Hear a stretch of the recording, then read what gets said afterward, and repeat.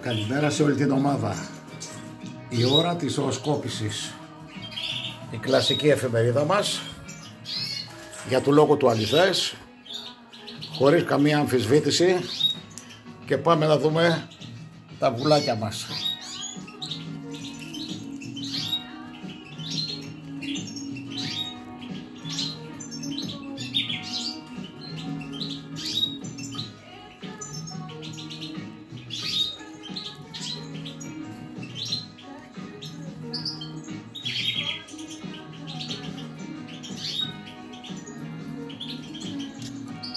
Δύο έμσπορα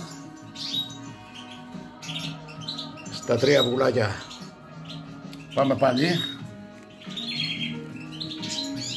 Εφημερίδα, παιδιά, εφημερίδα. Γιατί με λόγια μπορώ να χτίσω εγώ ανόγια και κατόγια. Καλημέρα σας.